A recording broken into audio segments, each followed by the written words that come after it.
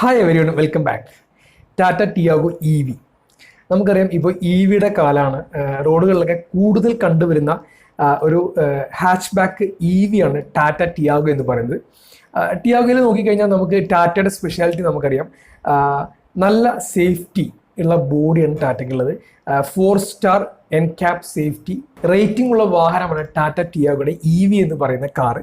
അപ്പോൾ നമ്മൾ ഇന്നത്തെ വീഡിയോയിൽ നോക്കാൻ പോകുന്നത് EVയുടെ ഓൺ റോഡ് പ്രൈസും അതിൻ്റെ ഫീച്ചേഴ്സും അതിൻ്റെ സർവീസുമായി ബന്ധപ്പെട്ട കാര്യങ്ങളും ഈ ഒരു EV വാഹനം എങ്ങനെയാണ് മെയിൻ്റനൻസ് ചെയ്യുന്നത് എന്നീ കാര്യങ്ങളാണ് നമ്മൾ ഇന്നത്തെ വീഡിയോയിൽ ഡിസ്കസ് ചെയ്യാൻ പോകുന്നത്. വാഹനത്തിൻ്റെ ഓൺ റോഡ് പ്രൈസ് വരുന്നത് 8,81,000 രൂപ മുതൽ 12,37,000 രൂപ വരെയാണ്.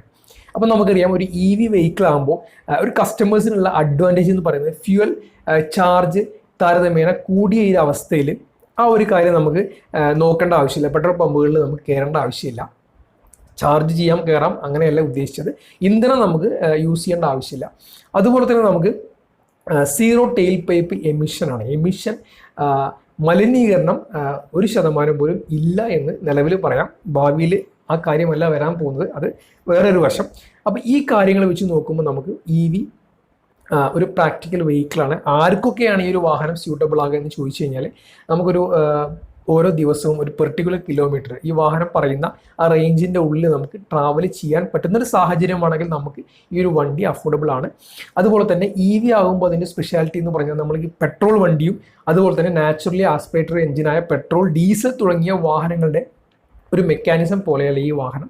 ഇലക്ട്രിക് വെഹിക്കിൾ ആയതുകൊണ്ട് തന്നെ ഇത് കൃത്യമായി ഒരു ഡെയിലി യൂസിങ് അല്ലെങ്കിൽ ഒരു ആഴ്ചയിൽ ഒരു 3-4 ദിവസമെങ്കിലും വാഹനം ഉപയോഗിക്കാൻ പറ്റുന്ന രീതിയിലുള്ള കസ്റ്റമേഴ്സിന് മാത്രമേ ഇത് പ്രാക്ടിക്കലി എക്കണോമിക്കലി ഇത് സ്യൂട്ട് ആകുകയുള്ളൂ. അല്ലാതെ ഒരു വാഹനം വാങ്ങി നമ്മൾ പോർച്ചിലിടുന്നു, എപ്പോഴെങ്കിലുമൊക്കെ ഓടിക്കുന്ന സാഹചര്യം വരികയാണെങ്കിൽ നമുക്ക് ഈ വാഹനം കൊണ്ട് ഒരു യൂസ് ഉണ്ടാകില്ല. ഇത് തലവേദനയായി മാറും. കാരണം ഇതിൻ്റെ ബാറ്ററി ബാക്കപ്പ്, ബാറ്ററിയുമായി ബന്ധപ്പെട്ട ചാർജിങ് ഫെസിലിറ്റി, ഇത് കൃത്യമായി ചാർജ് ആകുകയും അതുപോലെ തന്നെ ഡിസ്ചാർജ് ആകുകയും ചെയ്യണം. അങ്ങനെയുള്ള കാര്യം കൃത്യമായി നടന്നില്ല എന്നുണ്ടെങ്കിൽ ഈ വാഹനം നമുക്ക് ഒരു കാരണവശാലും സ്യൂട്ടബിൾ ആയിട്ട് ചേരില്ല എന്ന കാര്യം കൂടി ഇത് വാഹനങ്ങൾ വാങ്ങുന്ന ആളുകൾ അറിയാം, എന്നാലും ഓർമ്മിപ്പിക്കുന്നു.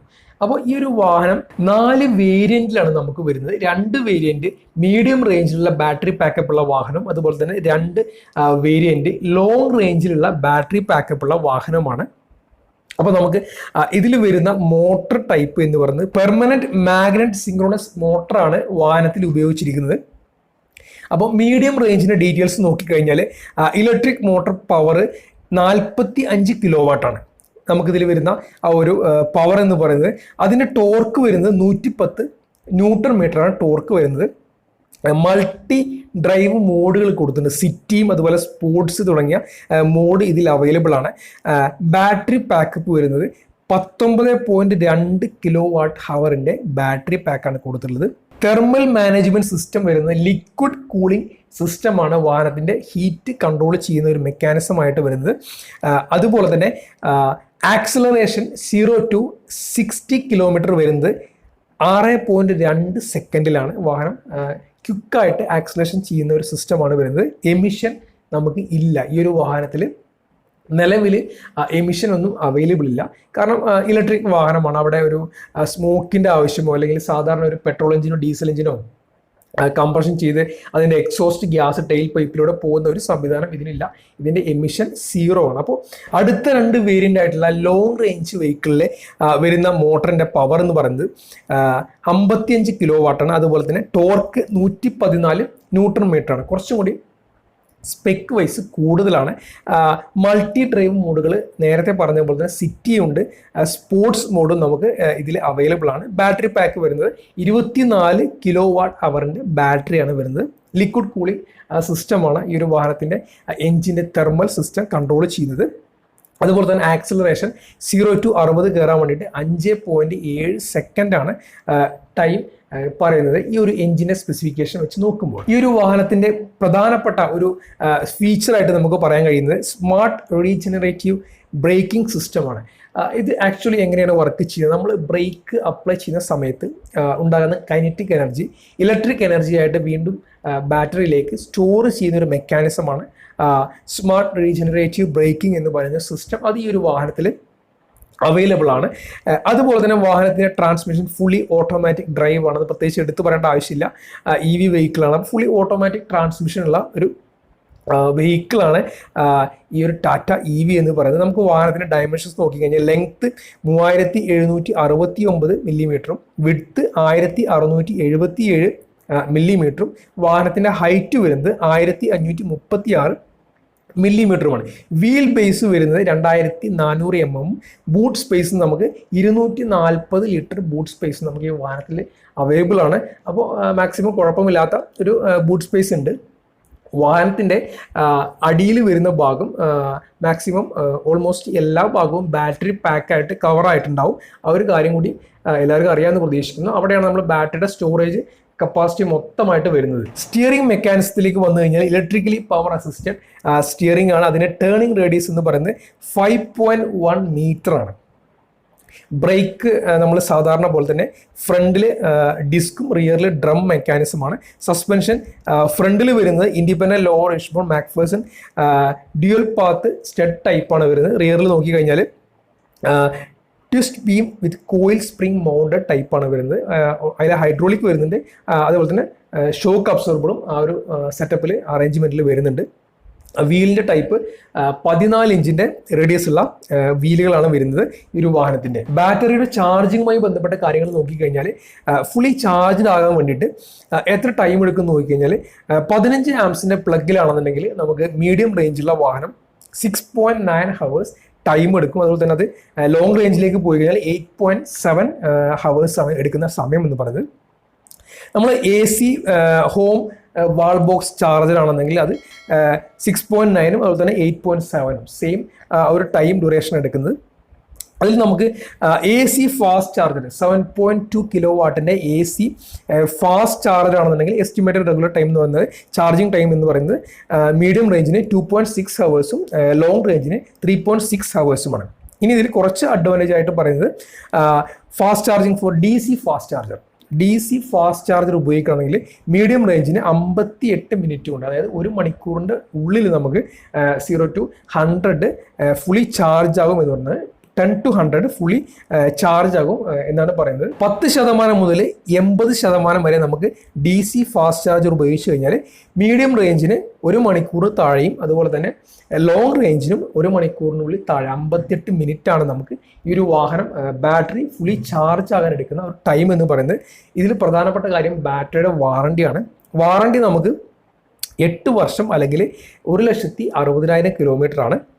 വെഹിക്കിൾ വാറണ്ടി, വണ്ടിയുടെ വാറണ്ടി വരുന്നത് 3 വർഷം അല്ലെങ്കിൽ 1,25,000 കിലോമീറ്ററാണ് നമുക്ക് വരുന്നത്. ഇതിൽ പ്രധാനമായും നമ്മൾ അറിഞ്ഞിരിക്കേണ്ട കാര്യം കമ്പനി പറയുന്ന സർട്ടിഫൈഡ് ഫുൾ ചാർജ് റേഞ്ച് എന്ന് പറയുന്നത് മീഡിയം റേഞ്ച് ബാറ്ററിയുള്ള വാഹനങ്ങൾക്ക് 223 കിലോമീറ്ററും ലോങ് റേഞ്ച് ആണെങ്കിൽ അത് 293 കിലോമീറ്ററുമാണ്. അതിൽ കമ്പനി തന്നെ എടുത്തു പറയുന്ന estimated real world driving range, അതായത് യഥാർത്ഥത്തിൽ നമുക്ക് നോർമലായിട്ട് ഓടിച്ചു കഴിഞ്ഞാൽ കിട്ടുന്ന റേഞ്ച് എന്ന് പറയുന്നത് മീഡിയം റേഞ്ചിന് 168 കിലോമീറ്ററും ലോങ് റേഞ്ചിന് 205 കിലോമീറ്റർ ആണ് കമ്പനി അവകാശപ്പെടുന്നത്, അല്ലെങ്കിൽ കമ്പനി തന്നെ സർട്ടിഫൈ ചെയ്തിട്ടുള്ള റിയൽ വേൾഡ് മൈലേജ് എന്ന് പറയുന്ന ഒരു കാര്യം. ഇനി ഇതൊക്കെയാണ് വാഹനത്തിൻ്റെ സ്പെസിഫിക്കേഷനുമായി ബന്ധപ്പെട്ട കാര്യങ്ങൾ.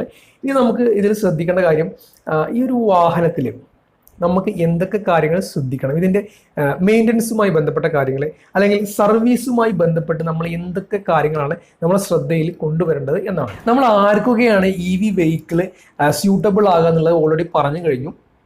നമ്മൾ പെട്രോളോ ഡീസലോ എഞ്ചിൻ ഓടിക്കുന്ന ആ ഒരു ലാഘവത്തിൽ, ആ ഒരു വാഹനം ഓടിക്കുന്ന ആ ഒരു ലാഘവത്തിൽ ഒരു കാരണവശാലും EV വാഹനം ഓടിക്കാൻ കഴിയില്ല. അങ്ങനെ ഓടിച്ചു കഴിഞ്ഞാലുള്ള പ്രശ്നം എന്താണ്? വേറൊന്നുമില്ല, ബാറ്ററി ബാക്കപ്പ് കുറഞ്ഞ് പെട്ടെന്ന് വരും. അപ്പോൾ നമ്മളൊരു ലോങ് ട്രാവൽ പ്ലാൻ ചെയ്യുമ്പോൾ അതിനനുസരിച്ച് കാര്യങ്ങൾ നമ്മൾ ഓൾറെഡി സെറ്റ് ചെയ്യണം. എവിടെയാണ് ചാർജ് ചെയ്യാൻ പറ്റുക, എത്ര ടൈം നമുക്ക് ഡ്യൂറേഷൻ എടുക്കും, എന്നീ കാര്യങ്ങൾ ഓൾറെഡി സെറ്റ് ചെയ്ത് വെക്കണം. ഇനി സർവീസുമായി ബന്ധപ്പെട്ട കാര്യങ്ങൾ, വാഹനം ടാറ്റയുടെ സേഫ്റ്റി 4 സ്റ്റാർ റേറ്റിംഗ് ഉള്ള വാഹനമാണ്. നല്ല ക്വാളിറ്റി, ബിൽഡ് ക്വാളിറ്റി ഉണ്ട്. വാഹനത്തിന് ഒരു കാരണവശാലും കുറ്റം പറയാൻ പറ്റില്ല.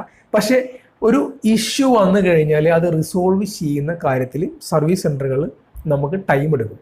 എക്സാമ്പിൾ പറഞ്ഞാലും നമുക്കിപ്പോൾ EV വെഹിക്കിളാണ്, നമ്മളെ നാച്ചുറലി ആസ്പിറേറ്റർ എഞ്ചിൻ, അതായത് പെട്രോൾ ഡീസൽ എഞ്ചിൻ, ഇതിൽ വർക്ക് ചെയ്ത് എക്സ്പീരിയൻസ്ഡ് ആയിട്ടുള്ള സ്റ്റാഫുകളാണ് സർവീസ് സെൻ്ററുകളിൽ ഉള്ളത്, അതിൽ സംശയമൊന്നുമില്ല.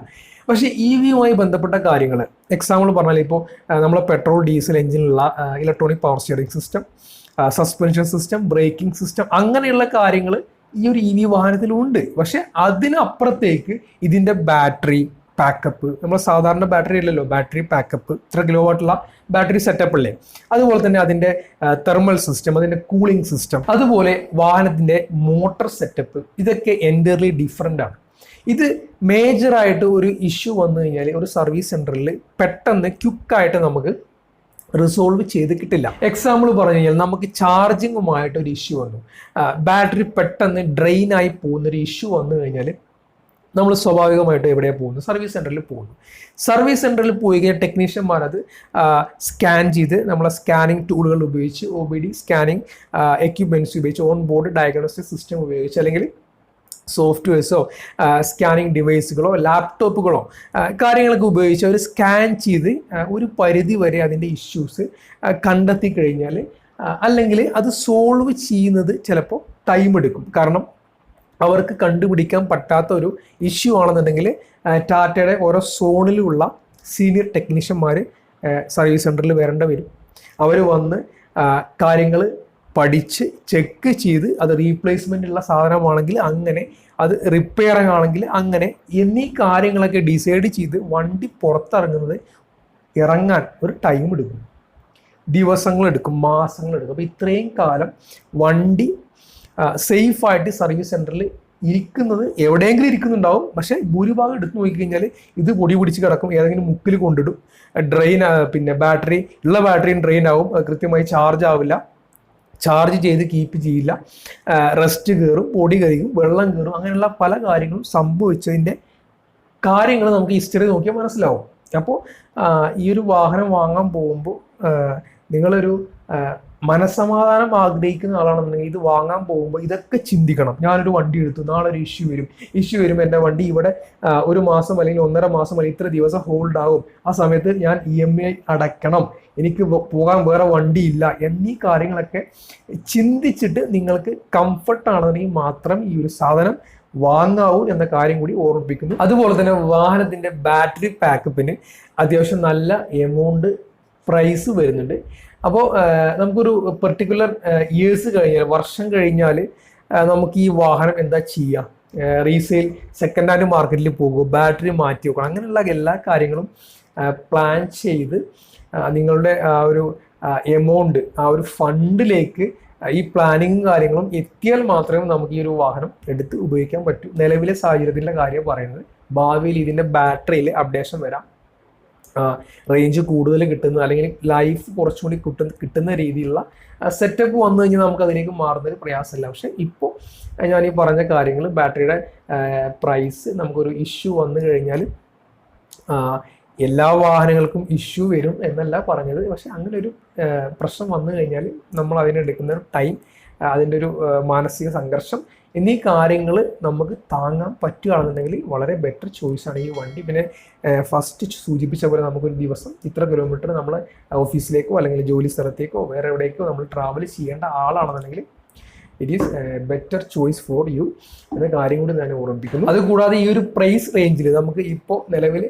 അഫോർഡബിൾ ആയിട്ട് വാങ്ങാൻ പറ്റിയ നല്ല വാഹനം തന്നെയാണ് ഈ ടാറ്റ ടിയാഗോ EV എന്ന് പറയുന്ന ഈ ഒരു ഹാച്ച് ബാക്ക്.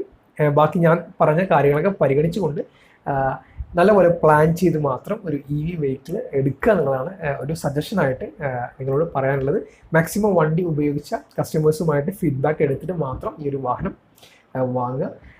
വീഡിയോ കണ്ട എല്ലാവർക്കും നന്ദി. പുതിയൊരു വീഡിയോയിൽ കാണാം. Okay, by.